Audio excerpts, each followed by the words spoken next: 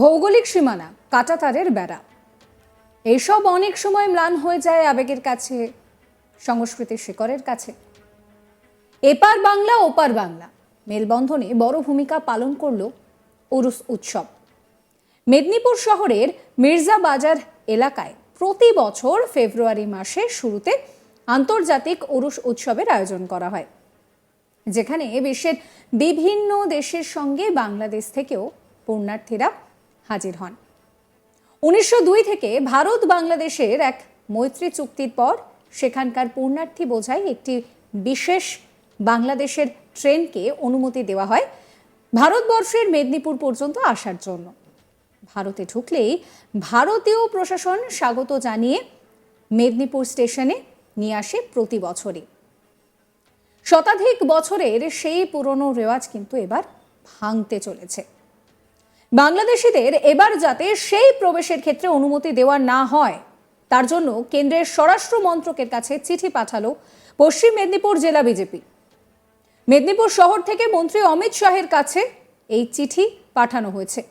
জেলা বিজেপির সাধারণ সম্পাদক শুভজিৎ রায় বলছেন যে এতদিন তো আমরা তাদেরকে স্বাগত জানালাম, কেন্দ্রের সরকার অনুমতি দিয়ে নিরাপত্তার ব্যবস্থা করে মেদিনীপুর শহরে তাদের পৌঁছেও দেওয়া হতো। এরপর মেদিনীপুর শহরের অনুষ্ঠানে তারা অংশ নিয়ে নিরাপত্তার সঙ্গে ফিরেও যেত। ভারতে ঢোকার সময় এবং মেদিনীপুরে নামার সময় তাদের গোলাপ দিয়ে সংবর্ধনা জানানো হতো ভারতের পক্ষ থেকে। কিন্তু তারা ভারতবর্ষের বিরুদ্ধে এখন বিদ্বেষ ছড়াচ্ছে, আমাদের জাতীয় পতাকার প্রতি অবমাননা করছে। তাই তাদের আর এখানে ঢুকতে দেব না। পুণ্যার্থীদের সেই বিশেষ ট্রেন যাতে ভারতে প্রবেশ করতে না পারে, তার জন্য স্বরাষ্ট্রমন্ত্রীকে চিঠি পাঠিয়েছি আমরা।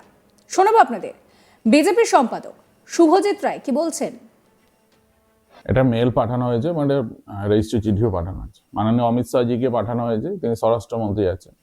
পাঠানো হয়েছে এই কারণে যে বিগত দিনে বাংলাদেশের যে পরিস্থিতি অন্যান্য অনেক দেশেরও আছে, কোথাও গৃহযুদ্ধ হচ্ছে, কোথাও পাশের দেশের সঙ্গে যুদ্ধ হচ্ছে, সেটা আলাদা ব্যাপার।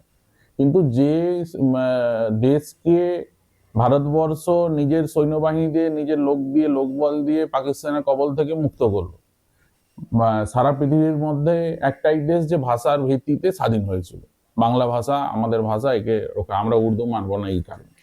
তার জন্য ভাষা আন্দোলন, ভাষা দিবস পালন করি আমরা উভয় দেশ। তো সেই জিনিসকে ভুলে গিয়ে আজকে যারা তদারকি সরকার ছাত্র আন্দোলনের নাম করে গোটা বাংলাদেশটাকে মৌলবাদীরা কবজা করে ফেলেছে। সেখানে হিন্দুদের উপর অকথ্য অত্যাচার হচ্ছে। আমাদের ইসকনের স্বামীজিকে বিনা কারণে ধরে রাখা হয়েছে, তিনি তার আইনি লড়াই করার জন্য একজন উকিল পাচ্ছেন না ইন দ্য সেন্স যে তাকে উকিল নিতে দেওয়া হচ্ছে না, তার জন্য তারা হিন্দু উকিল দাঁড়াতে চাইছে, তাদেরকে মারধর করা হচ্ছে, তাদের উপর ভুয়ো কেস দেওয়া হচ্ছে। এই ধরনের অগণতান্ত্রিক পরিবেশ পৃথিবীর কোথাও দেখা যায়নি, যেখানে ভারতবর্ষ কাসাবের মতো উগ্রপন্থীকেও তার আইনি লড়াই লড়ার জন্য আমরা ভারতবর্ষ থেকে বা ইন্ডিয়া গভর্নমেন্ট তাকে আইনজীবী প্রোভাইড করেছে।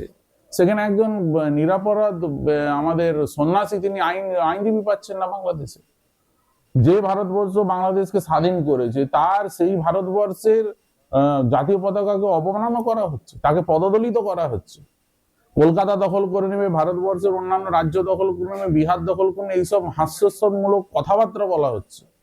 সর্বোপরি বাংলাদেশে এখন যারা শাসন ক্ষমতায় এসেছে ছাত্র আন্দোলনের নাম করে, তারা পুরোটাই মৌলবাদী এবং ভারত বিদ্বেষী। এই ভারত বিদ্বেষী যারা ভারতের বিরুদ্ধে বিষোদগার করছে, তাদের দেশের লোক ভারতবর্ষে এসে এখানে তীর্থ করবে, আর আমাদের দেশের লোক, আমাদের যারা হিন্দু ভাই বোন ওখানে আছে, তারা তাদের ধর্মাচরণ বাংলাদেশে স্বাধীনভাবে করতে পারবেন, এই দ্বিচারিতা হতে পারে। তাই জন্য আমি মেদিনীপুর বিধানসভার বাই ইলেকশনে ক্যান্ডিডেট হিসেবে এবং ভারতীয় জনতা পার্টির জেনারেল সেক্রেটারি পশ্চিম মেদিনীপুরের এই হিসেবে আমি একটি পত্র লিখেছি মাননীয় অমিত শাহজিকে, যে এইবার বাংলাদেশের ট্রেন এই উরুসে ভারতবর্ষ তথা পশ্চিমবঙ্গ তথা মেদিনীপুরে যাতে প্রবেশ না করে, এটি আপনি উদ্যোগ নিয়ে দেখুন। এটাই আমার বক্তব্য। উরুস পাক নিশ্চয়ই হবে। এখানে আমাদের দেশীয় মুসলিম ভাই যারা আছেন তারা আসবেন, বিহার, উড়িষ্যা, ঝাড়খণ্ড থেকে যেসব শিষ্যরা আছেন এই হুজুর বাবা তারা আসবেন, তাতে আমাদের কোনো অসুবিধা নেই, আমরা তাতে যেরকম প্রত্যেক বছর সাহায্য করব। কিন্তু বাংলাদেশি পিলিএম নিয়ে, বাংলাদেশি মানুষ নিয়ে যাতে ভারতবর্ষে কোনো গাড়ি কোনো ট্রেন না ঢোকে, এটা ভারত সরকারকে দেখার উদ্যোগ নিয়েছে।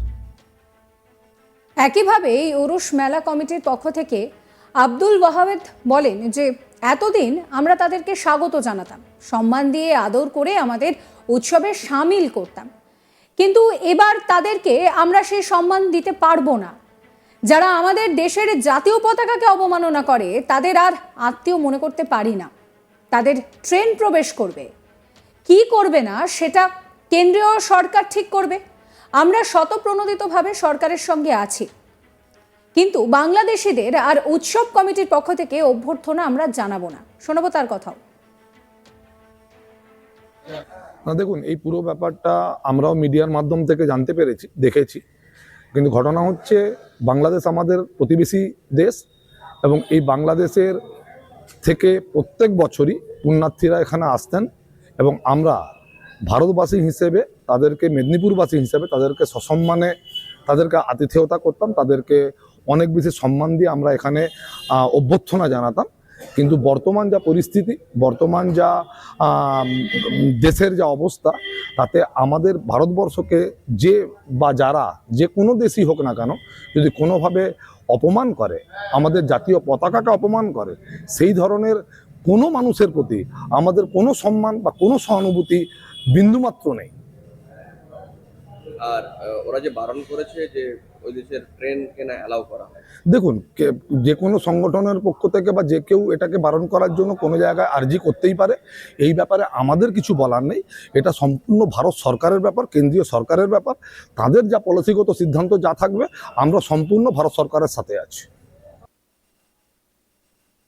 ইংরেজদের শাসনের সময় থেকে ভারত ও বাংলাদেশের এই যৌথ মৈত্রী চুক্তির পর এই আন্তর্জাতিক উৎসবে সামিল হওয়ার রেওয়াজ ছিল। বাংলাদেশের সরকারের একটি বিশেষ কমিটি ছিল, যার নাম ছিল আঞ্জুমান-ই কাদেরিয়া। সরকারের তত্ত্বাবধানে সেই কমিটি সেখানকার পুণ্যার্থীদের একটি বাংলাদেশের ট্রেনে করে ভারতে নিয়ে আসত। কিন্তু এই প্রথম এক অদ্ভুত জটিল পরিস্থিতি তৈরি হয়েছে। দু দেশের মধ্যে হিংসা বিদ্বেষ এতটাই বেড়ে গিয়েছে যে আর সেই চুক্তিকে রক্ষা করা সম্ভব নয়। তাই শতাধিক বছরের পুরনো আন্তর্জাতিক উরুস উৎসব এবার বাংলাদেশিদের ছাড়াই হবে।